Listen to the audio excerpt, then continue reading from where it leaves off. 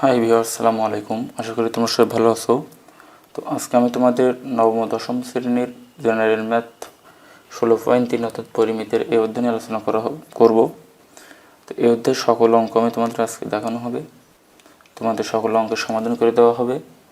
তো চলো আর দেরি না করে অঙ্ক শুরু করি। তো এই 16 অঙ্ক করতে অর্থাৎ পরিমিতির অঙ্ক করতে হলে আমাদের কিছু সূত্র প্রয়োজন হবে। সূত্র না জানলে আমাদের পরিমিতির একটা অঙ্ক করতে পারবো না।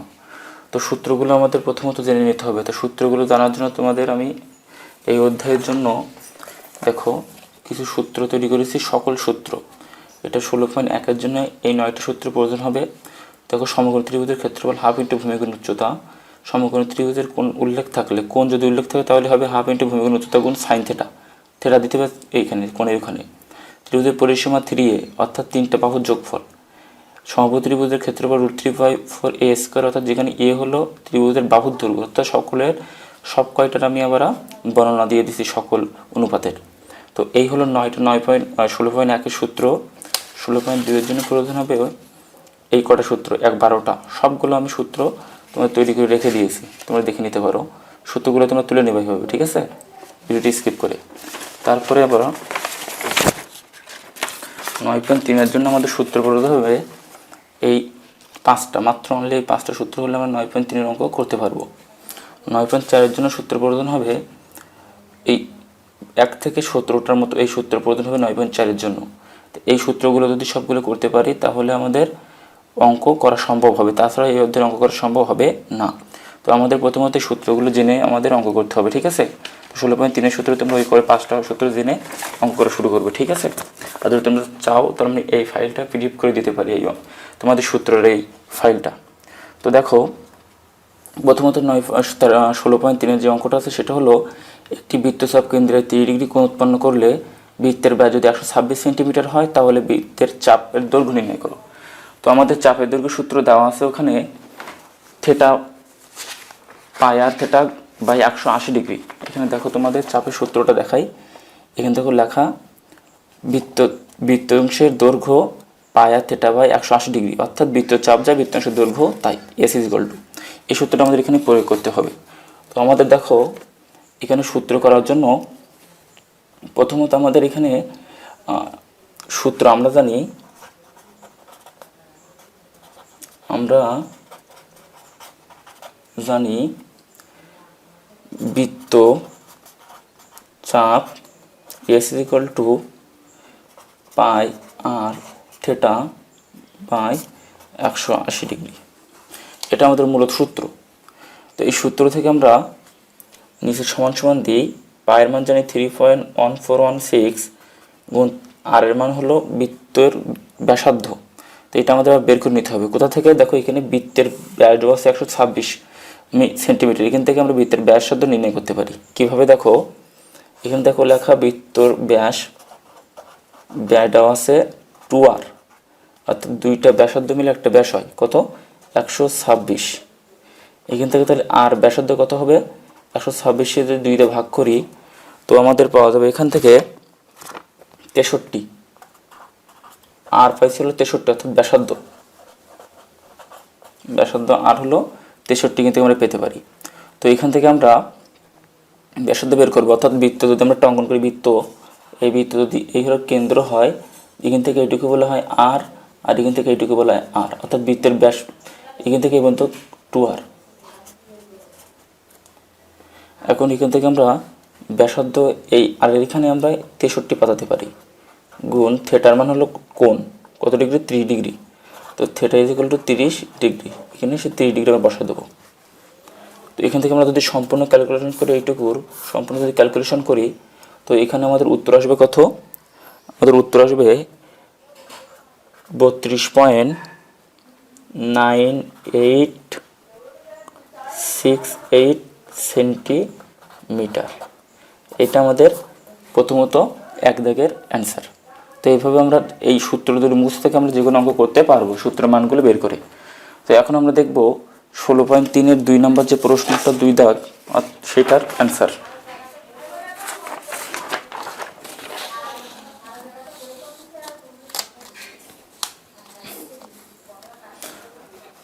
2 দাগে বলা হয়েছে 1 মিনিটে 66 মিটার বেগে 1.12 মিনিটে একটি ঘোড়া একটি মাঠ ঘুরে এলো, ওই মাঠের ব্যাস নির্ণয় করো।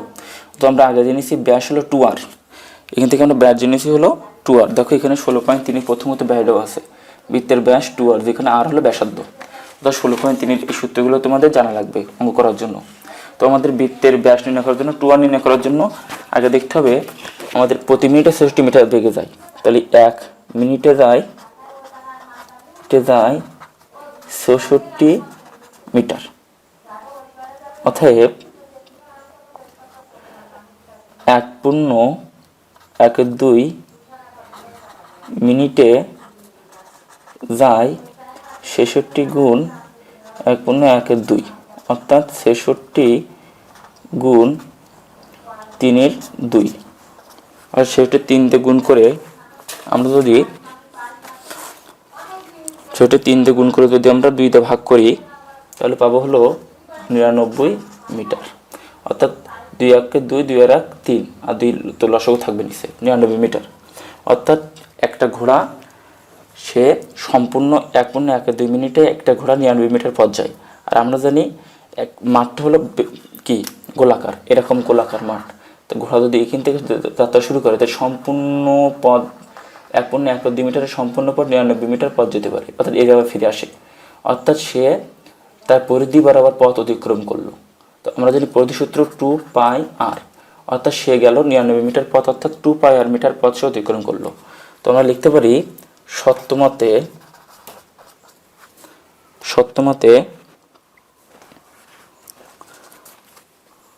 2πr equal 99 metre. বা এখানে লিখতে পারি, এখানে উপরে লিখে নিতে পারি ঘোড়াটি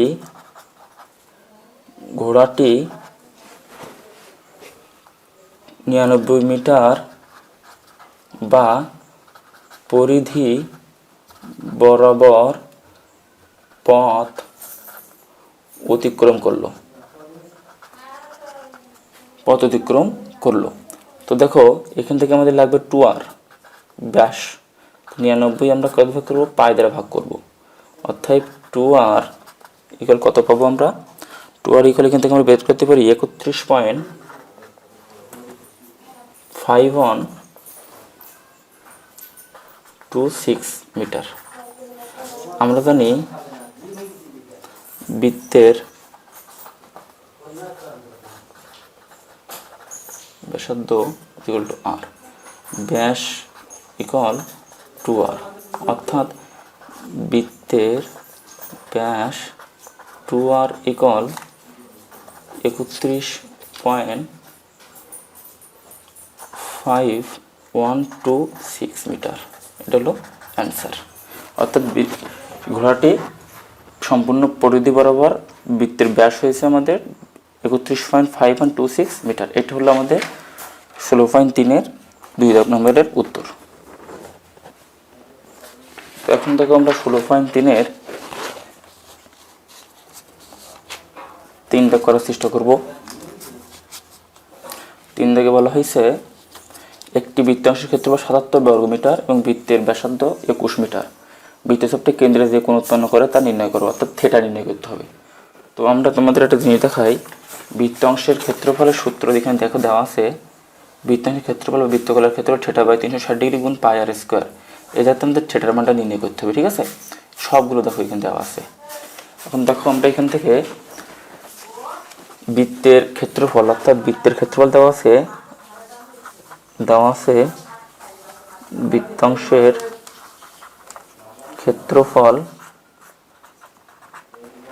ইকুয়াল 77 বর্গ মিটার, ঠিক আছে? তো এখান থেকে আমরা আর বৃত্তের ব্যাসার্ধ আর ইকুয়াল 21 মিটার। তো আমরা জানি বৃত্ত অংশের ক্ষেত্রফল ইকুয়াল থিটা বাই 360 ডিগ্রি গুণ পাই আর স্কোয়ার। তো থিটার মান নাই, 360 ডিগ্রি দিলাম, সেটা মানে আমাদের নির্ণয় করতে হবে। গুণ পায়ের মান 3.1416 গুণ আর মান 21 স্কোয়ার। তো থিটা বাই 360 ডিগ্রি গুণ থিটা বাই 360 ডিগ্রি গুণ 3.1416 গুণ 21 গুণ 21। আমরা জানি যে 21 স্কোয়ার করলে 2টা 21 হয়। এখানে তোমাদের বৃত্তাংশের ক্ষেত্রফল কিন্তু উদ্দীপকে দেওয়া আছে, বৃত্তাংশের ক্ষেত্রফল 77। তো এখানে আমরা 77 বসাই দিই। তো থিটা ইকুয়াল এবারে চলে যাবে, তাহলে থিটার মান নির্ণয় করতে হবে 360 গুণ 77, এইটা উপরে চলে যাবে আর এটার সাথে গুণ হয়ে যাবে, বাই 3.1416 গুণ 21 গুণ 21। থিটার মান বেরোবে 20.008। এটা ক্যালকুলেট করবা তোমরা, এটা পেয়ে যাবা। এটা থিটার মান, অর্থাৎ এখানে বলছে দেখো বৃত্তাংশের কেন্দ্রে যে থিটা উৎপন্ন করে সেই থিটার মান কত, অর্থাৎ এই সূত্র থেকে এই থিটার মানটা আমাদের নির্ণয় করতে বলেছে। এটা হলো এই অধ্যায়ে এই অঙ্কের 3 নম্বরটার অ্যান্সার। এখান থেকে দেখো বৃত্তাংশের ক্ষেত্রফল দেওয়া আছে আমাদের সূত্রের ওই উপরে এই জায়গাটায়। এখানে দেখো সব কিছু পায়ের স্কোয়ারে মান আছে, ব্যাসার্ধ এত ক্যালকুলেশন করে এখান থেকে আমরা স্কোয়ার মানে 2টা 21, স্কোয়ার 21 স্কোয়ার করলে 2টা 21 হয়। কিন্তু আমরা থিটার মান যেভাবে হোক আমরা নির্ণয় করে ফেলেছি থিটার মানটা। তো এখন এরপরে আমরা এই অধ্যায়ের 4 দাগের অঙ্কটা চলে যাব। 4 দাগের অঙ্কটা চলে যাবো এখন আমরা।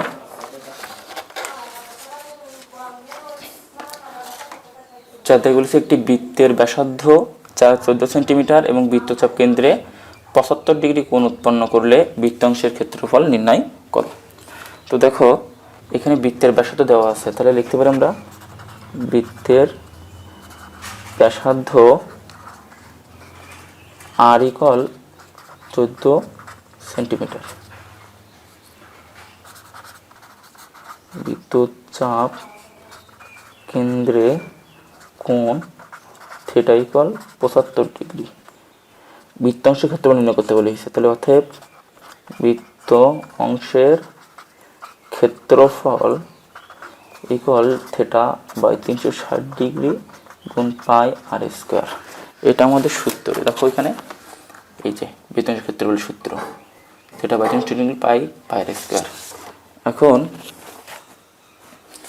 এখান থেকে আমরা থিটার মান কত ডিগ্রি, 75 ডিগ্রি গুণ পাই, থিটার এর মান 360 ডিগ্রি গুণ পায়ের মান 3.1416 গুণ আর এর মান হলো কত ডিগ্রি, আর 14, আর হলো 14 মিটার। কিন্তু যদি আমরা ক্যালকুলেশন করি তাহলে আমাদের উত্তর আসবে 128.282 বর্গ সেন্টিমিটার।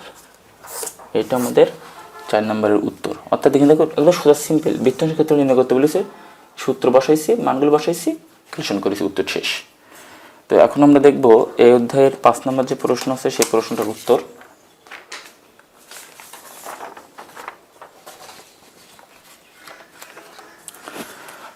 বলা হয়েছে একটি বৃত্তাকার মাঠে ঘিরে ঘিরে একটি রাস্তা আছে, রাস্তাটি ভিতরে পরিধি অপেক্ষা বাইরে পরিধি 44 মিটার বড়। তাহলে রাস্তাটি প্রস্থচ্ছেদ নির্ণয় করো।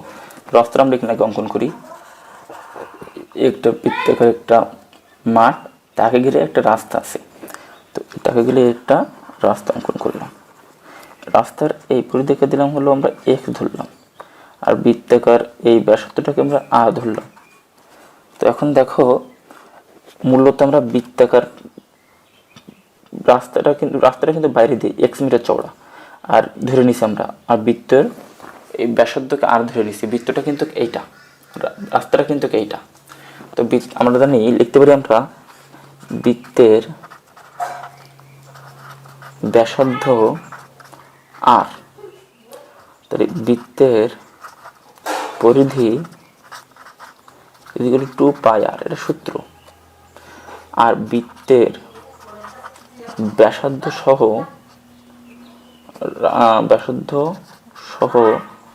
রাস্তার ব্যাসার্ধ কত হবে, বৃত্তাকারে তো আর, তাতে রাস্তা যোগ করবো x, তাহলে আর প্লাস x, তাহলে বৃত্ত সহ রাস্তার পরিধি 2 পাই আর, এখন তো আমাদের আর এই আর ধরলে হবে না, আর প্লাস এক্স ধরতে হবে, কারণ বৃত্তিকার মাঠ সহ আমরা ব্যাসার্ধ ধরেছি রাস্তার, লিখেছি আর প্লাস এক্স। এখানে দেখো কে লেখা যে রাস্তাটির ভিতরের পরিধি বাইরের অপেক্ষা 40 মিটার বড়। রাস্তাটির ভিতরের পরিধি বাইরের অপেক্ষা, এই সম্পূর্ণটার অপেক্ষা 40 মিটার বড়। তাহলে আমরা লিখতে পারি সত্যমতে বড়টা কত, 2 পাই আর, আর প্লাস এক্স মাইনাস 2 পাই আর, অর্থাৎ যেটা বৃদ্ধি পেয়েছে রাস্তা সহজে বৃত্তাকার মাঠটা নিচ্ছে ওইটার পরিধি মাইনাস মূলত ভিতরে মাঠের পরিধি, এটা 44। এখান থেকে আমরা 2 পাই যদি কমন নিই তাহলে হবে আর প্লাস এক্স মাইনাস আর ইকুয়াল 44। তাহলে এখানে আমরা আর প্লাস এক্স মাইনাস আর ইকুয়াল 44/2 পাই। তো এখান থেকে আমরা প্লাস আর মাইনাস আর কেটে দিলাম, এক্স ইকুয়াল 44/2 পাই, অর্থাৎ এক্স ইকুয়াল কত পাবো আমরা এখান থেকে, আমরা ক্যালকুলেশন করি। তো আমরা এখান থেকে এক্স মান পাবো 7.0028 মিটার। আচ্ছা এক্সটা আমরা কী ধরছিলাম, এক্সটা হলো কি কতটুকু রাস্তা চওড়া সেটা, এখানে আমরা লিখে নিতে পারি রাস্তা চওড়া এক্স মিটার, রাস্তা চওড়া এক্স মিটার, এটা লিখে নিতে পারি আমরা। তো এইটা এক্সটা বের হলো, এটা কি এই রাস্তা কতটুকু চওড়া সেইটুকু আমাদের বের করতে পেরেছে, রাস্তাটি প্রস্থ অর্থাৎ রাস্তা কতটুকু চওড়া সেইটা, অতএব রাস্তাটি চওড়া এক্স ইকুয়াল টু 7.0028 মিটার, এটা হলো অ্যান্সার। এটা হলো এই অধ্যায়ের 5 দাগের সম্পূর্ণ অ্যান্সার। এটা এখন আমরা দেখবো এই অধ্যায়ের 6 দাগের অ্যান্সার।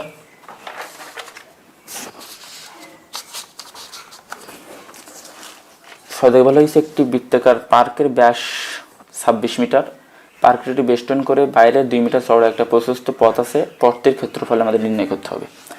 তো দেখো আমরা আগে এখানে চিত্রটা আঁকাই। এই হলো বৃত্তাকার আমাদের সেই পার্ক বা যা হোক, আর বাইরে দিয়ে 2 মিটার চওড়া একটা কি আছে, একটা রাস্তা আছে, অর্থাৎ এটা হলো 2 মিটার চওড়া, আর এই পার্ক এটা হলো আর এইটুকু। এখন দেখো বলছে এই যে চওড়া কতটুকু রাস্তায়, রাস্তার ক্ষেত্রফল তোমরা দেখো তো, বাইরে থাকলে আমাদের এখানে যোগ করতে হয়, ভিতরে থাকলে বিয়োগ করতে হয়, অর্থাৎ রাস্তাটি বাইরে তাহলে এটা কি করব, মূলত পার্কের সাথে এটা যোগ করব, যদি রাস্তাটা ভিতরে থাকতো তাহলে পার্কের থেকে ওটা বিয়োগ করতাম। এখন দেখো পার্কসহ রাস্তার ক্ষেত্রফলটা নির্ণয় করব আর পার্কের শুধুমাত্র ক্ষেত্রফল নির্ণয় করব, অর্থাৎ পার্কসহ রাস্তা বের করবো একবার আর শুধুমাত্র পার্ক বের করবো একবার, শেষে এই পার্কটা আমরা বিয়োগ করে দেবো, তাহলে পড়ে থাকবে কোনটা, শুধুমাত্র রাস্তাটা। তো এখন এখানে আমরা বের করতে পারি, যেহেতু বৃত্তাকার তাহলে সূত্র পাই আর স্কোয়ার, কোনো বৃত্তাকার কোনো কিছু ক্ষেত্রফলের সূত্র দেখো, বৃত্তাকার কোনো কিছু সূত্র হলো বৃত্তাকার ক্ষেত্রফল হলো পাই আর স্কোয়ার। এখন পার্কের ব্যাস দেওয়া আছে, ব্যাস হলো 2r equal to 26, R equal 26/2, অর্থাৎ আর ইকুয়াল হলো 13। তাহলে পার্কের ক্ষেত্রফল পাই আর স্কোয়ার, 3.1416 গুণ পার্কের ব্যাসার্ধ 13 স্কোয়ার। তো 13 স্কোয়ার করলে হবে 169, ওইটাকে আমরা স্কোয়ার করি 169-এর সাথে 3.1416 যদি আমরা গুণ করি তাহলে ওখান থেকে উত্তর আসবে আমরা 169, ওখান থেকে আমাদের উত্তর আসবে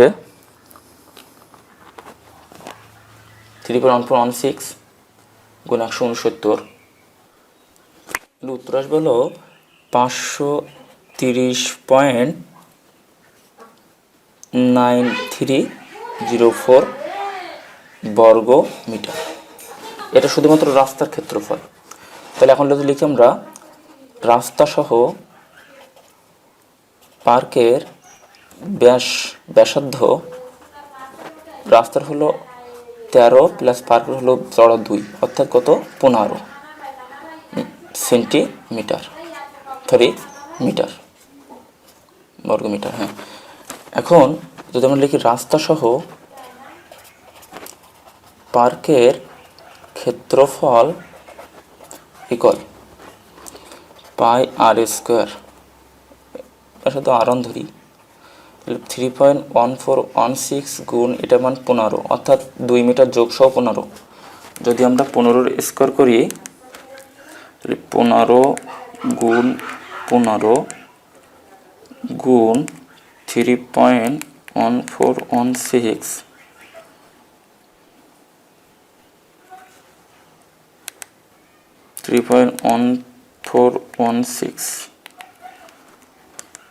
706.86 মিটার বর্গমিটার। তাহলে শুধুমাত্র রাস্তার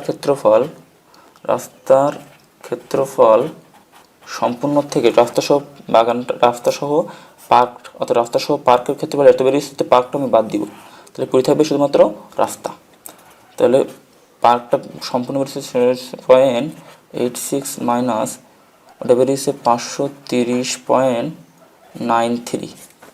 যদি আমরা একটা বিয়োগ করি, মাইনাস 530.9304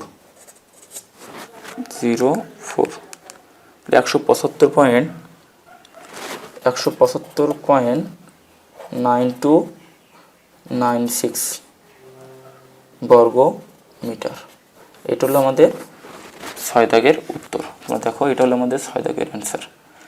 তো এখন আমরা এইভাবে 6 দাগের অ্যান্সারটা কালেকশন করতে পারি। প্রথমত আমাদের একটি বৃত্তাকার পার্কের ব্যাস নির্ণয় আছে, পার্কের ক্ষেত্রফল নির্ণয় করব। পার্শ্ব বাইরের রাস্তা যেহেতু, পার্শ্ব রাস্তার ক্ষেত্রফল নির্ণয় করব, পরে রাস্তার ক্ষেত্রফলটা পার্কের থেকে বিয়োগ করব।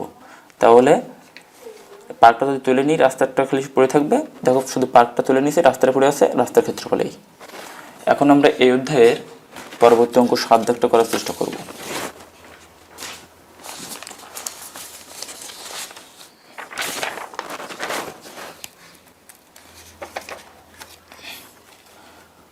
সাদ্দাকে বলা হয়েছে একটি গাভীর সামনের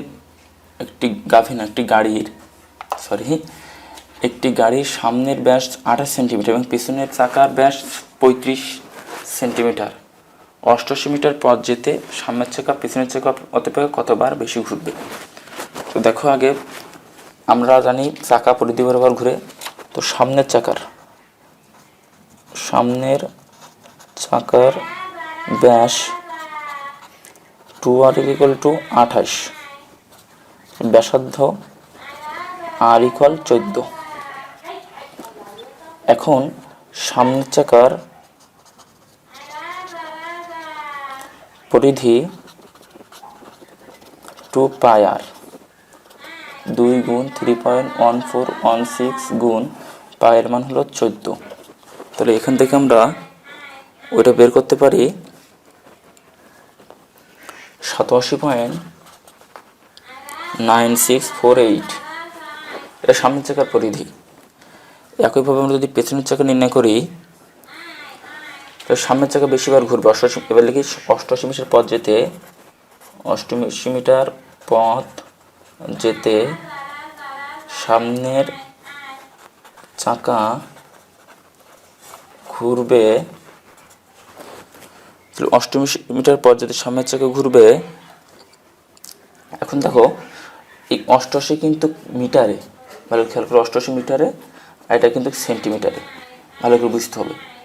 এখন এটাকে সেন্টিমিটার, এটা 88কে আমরা সেন্টিমিটারে নিয়ে যেতে হবে, ঠিক আছে? তাহলে 88 মিটার, এটাকে আমরা কী করবো, 88 গুণ 100 দিয়ে দিব। তাহলে এটা কত হবে? এটা হবে 8800 সেন্টিমিটার। আমরা দুইটা একই রকম করে ফেললাম। তাহলে 88 মিটার পথ যেতে সামনের চাকা ঘুরবে, এইটা হলো, এটাকে সেন্টিমিটার করলাম। তাহলে এটা কেটে দিয়ে আগে সেন্টিমিটার করার পরে একটু কেটে দিই, দরকার নাই। এই জায়গায় আমরা লিখে নিই 88 মিটার।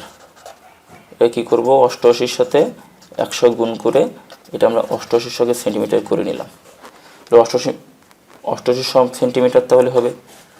সেন্টিমিটার পথ যেতে সামনের জায়গা ঘুরবে, কত দিব, 88 ভাগ 87.9648, অর্থাৎ পূর্ণ সংখ্যা নিতে হবে 100 0.04 বার বা 100 বার।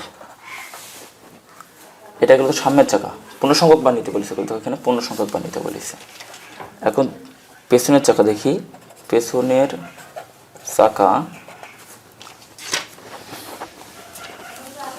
চাকার ব্যাস 2r = 35, r = 35/2 ব্যাসার্ধ। পেছনের চাকার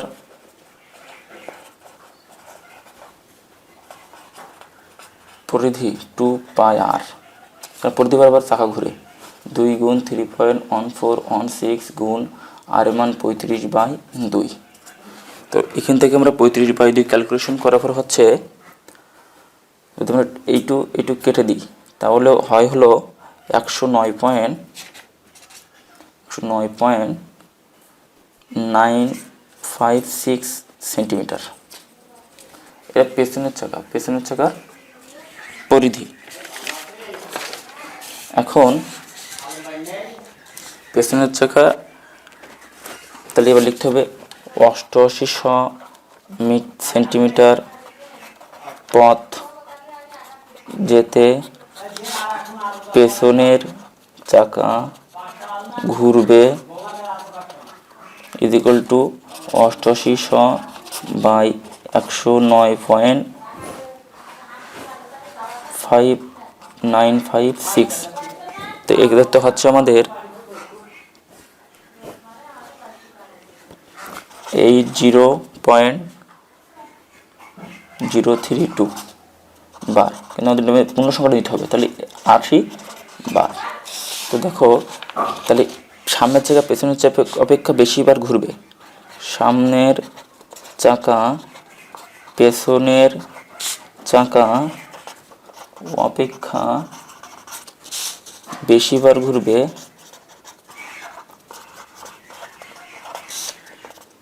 100 - 80, 20 বার। এইটা হলো আমাদের অ্যান্সার। এখানে লেখা, একটি গাড়ির সামনের চাকা ব্যাস এত, পেছন চাকার ব্যাস এত, 88 মিটার পথ যেতে সামনের চাকা পেছন চাকা অপেক্ষা কতবার বেশি ঘুরবে। পরিধি বা যাই আমরা জানি, এটা সেন্টিমিটার, এটাও সেন্টিমিটার, কিন্তু এটা হলো মিটার। এটাকে আমরা এই জায়গাটা মিটার থেকে সেন্টিমিটার করে নিয়েছি। তাহলে ব্যাস বরাবর যাই, পরিধি বরাবর সামনের চাকার পরিধি 87 পয়েন্ট এত সেন্টিমিটার, 88 মিটার অর্থাৎ 8800 সেন্টিমিটার পথ যেতে ঘুরবে 8800 ভাগ এত 100.004 অর্থাৎ 100 বার। পেছনের চাকার ব্যাসার্ধ বের করে পেছনের চাকার পরিধি নির্ণয় করলাম 109 পয়েন্ট এত সেন্টিমিটার। 88 সেন্টিমিটার পথ যেতে, অর্থাৎ 88 মিটার পথ যেতে সামনের চাকা ঘুরবে, পেছনের চাকা ঘুরবে 88/109.56 অর্থাৎ 80 পয়েন্ট এত বার, অর্থাৎ 80 বার। কারণ পরিধি বারবার কোনো জিনিস আমরা ঘুরে জানি, সামনের চাকা পেছনের চাকা অপেক্ষা বেশি ঘুরবে, সামনের চাকা 100 বার মাইনাস পেছনের চাকা বিয়োগ করতে হবে, তাহলে 20 বার বেশি ঘুরবে। এটা হলো এই অধ্যায়ের 7 দাগের অ্যান্সার। ঠিক আছে, তো এটা তোমরা তুলে নেবে সুন্দর করে। তোমাদের সূত্র জানলে তোমরা করতে কোনো সমস্যা হবে না। এবং এই অধ্যায় দেখবো 8 দাগ যে অঙ্কটা, সেটা 8 দাগে বলা হয়েছে একটি বৃত্তের পরিধি 220 মিটার এবং এর বৃত্তের অন্তর্লিখিত বর্গক্ষেত্র আছে, বর্গক্ষেত্রের বাহুর দৈর্ঘ্য নির্ণয় করতে হবে। তো এই একটা বৃত্ত অঙ্কন করলাম, বৃত্তের ভিতরে একটা বর্গক্ষেত্র আছে, বর্গক্ষেত্রটা অবশ্য হয়নি কিন্তু এখনও চেষ্টা করলাম। এই কেন্দ্র, এটাকে বলা হয় বর্গক্ষেত্রের কর্ণ। এটা হলো এ, এটার নাম বি, এটার নাম হলো সি, এটার নাম হলো ডি। চিত্রের মাধ্যমে এটা প্রকাশ করলাম। তো আমরা দেখো, এটা কিন্তু বর্গক্ষেত্রের কর্ণ আর এই বৃত্তের ব্যাস কিন্তু সমান, কারণ আমরা জানি এই বৃত্তের এই হলো ব্যাস, বৃত্তের ব্যাস বলা হয় এটাকে। তাহলে এটা হলো বর্গক্ষেত্রের কর্ণ, আবার এই বৃত্তটার ব্যাস। তো দেখো আমরা কত সুন্দরভাবে করব। বৃত্তের পরিধি দেওয়া আছে, তো এখানে আমরা লিখতে পারি বৃত্তের পরিধি 2πr। সত্যমতে বৃত্তের পরিধি 2πr = 240 মিটার। কারণ এই হলো বৃত্তের সম্পূর্ণ পরিধি দেওয়া আছে 2πr 240 মিটার। তো এখানে আমাদের 2r বৃত্তের ব্যাস 240/3.1416 পাই দ্বারা ভাগ করে দিলাম। এই পাইটা দ্বারা নিচে ভাগ করে দিছি। তো এখানে যদি আমরা এটাকে ভাগ করি তাহলে এখানে আমাদের আসে 2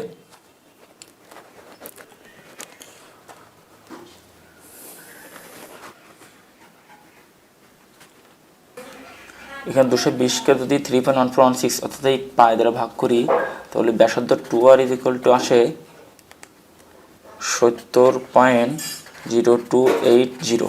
এখানে লিখতে পারি আমরা বৃত্তের ব্যাস 2r = 70.0280। এখন আমাদের এখানে আমরা লিখতে পারি সত্যমতে, এখানে দেখো বৃত্তের ব্যাস 2r, অর্থাৎ এখান থেকে এই পর্যন্ত করলে এটা r, এখান থেকে এই পর্যন্ত করলে r, এটা হলো কেন্দ্র O। বৃত্তের ব্যাস 2r = বর্গক্ষেত্রের কর্ণ। তাহলে আমরা লিখতে পারি বৃত্তের ব্যাস = বর্গক্ষেত্রের কর্ণ, তাই তো নাকি? ওকে, তো বৃত্তের ব্যাস পাইছি আমরা কত, 70.0280 যেগুলো বর্গক্ষেত্রের কর্ণ সূত্র √2a। এখানে আমরা লিখতে পারি বর্গক্ষেত্রের কর্ণ √2a। এখন এখানটাকে আমরা 70.0280 কে আমরা ভাগ করব √2 দ্বারা =a। এখন এটা যদি আমরা √2 দ্বারা ভাগ করি, তাহলে আমাদের ভাগ 0.4142 a = 49.51 মিটার। একে বলা হয় বর্গক্ষেত্রের বাহুর দৈর্ঘ্য, অর্থাৎ বর্গক্ষেত্রের বাহুর দৈর্ঘ্য a = 49.51 মিটার। এটা হলো এই অধ্যায়ের 8 দাগের অ্যান্সার। এই 8 দাগের অ্যান্সার হলো এইটা, তোমরা দেখে নিতে পারো। এটা সুন্দরভাবে আমরা বৃত্তের ব্যাসকে আগে বর্গক্ষেত্রের কর্ণের সাথে মিল করাই, কিন্তু পরিধি থেকে বৃত্তের ব্যাস আর বর্গক্ষেত্রের কর্ণ সমান হয়। লিখছি বৃত্তের ব্যাসের মান নির্ণয় করার ফলে বৃত্তের ব্যাস হলো বর্গক্ষেত্রের কর্ণ, বর্গক্ষেত্রের কর্ণ √2a। হলো বৃত্তের ওই যে কর্ণ বর্গক্ষেত্রের বাহুর দৈর্ঘ্য, অর্থাৎ রেখে দিয়ে √2 দ্বারা নিচে ভাগ করে দিয়েছি, অর্থাৎ বেরিয়েছে 49.51 মিটার। এটা বর্গক্ষেত্রের বাহুর দৈর্ঘ্য। তো এটাই অধ্যায়ের 8 দাগের অ্যান্সার। এখন দেখবো এর দাগের সর্বশেষ অঙ্ক, অর্থাৎ 9 দাগ করার চেষ্টা করবো আমরা। এখন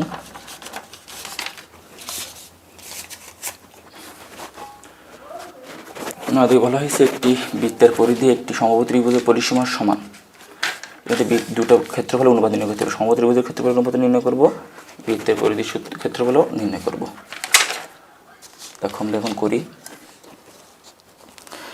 বলেছে সমবাহু ত্রিভুজের পরিসীমা এবং বৃত্তের পরিধি সমান। তো বৃত্তের পরিধি সূত্র, বৃত্তের পরিধি = 2πr। আর সমবাহু ত্রিভুজের পরিসীমা = 3a। সূত্রগুলো সব কিন্তু আমার শিটে আছে, সবগুলো দেখে নিবা। তো সত্যমতে 2πr = 3a, a = 2πr/3। কারণ বলেছে বৃত্তের পরিধি একটি সমবাহু ত্রিভুজের পরিসীমার সমান। এদের ক্ষেত্রফল, অর্থাৎ তাহলে এ বের করতে হবে এখান থেকে আমাদের ক্ষেত্রফল নির্ণয় করার জন্য। তাহলে a = 2πr/3। তাহলে সমবাহু ত্রিভুজের ক্ষেত্রফল, অর্থাৎ দুজনের ক্ষেত্রফল অনুপাত নির্ণয় করতে হবে। √3/4a²। √3/4 এর মান বের করতে বলেছে 2πr/3 স্কোয়ার। তো √3/4 অর্থাৎ এই এ মানে তো এই এটা বের করে নিয়েছি আমরা, তাই না? তো √3/4 গুণ 2 রেসের করলে হয় 4, পাই রেসের করলে π², আর রেসের করলে r², বা 3 রেসের করলে হয় 9। এ পর্যন্ত থাকা এটার এই 4 কেটে দিতে পারি।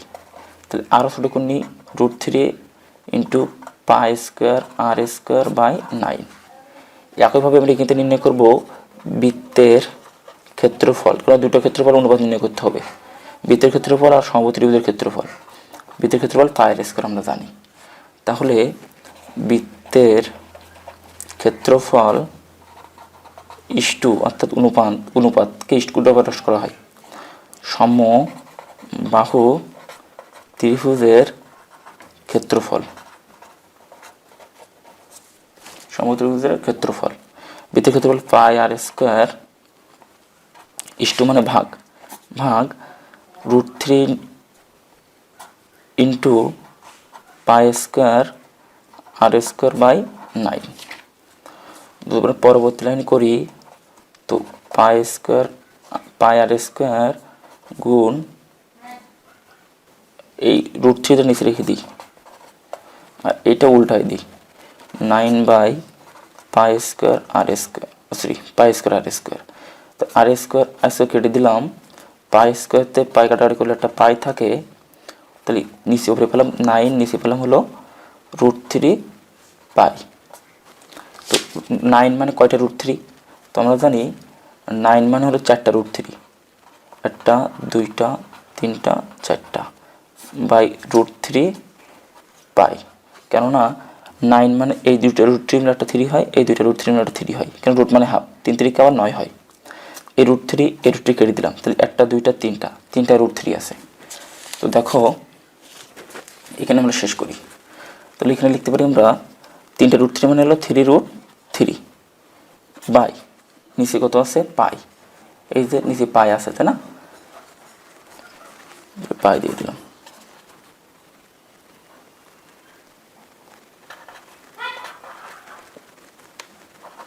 ইস্টু মানে ভাগ,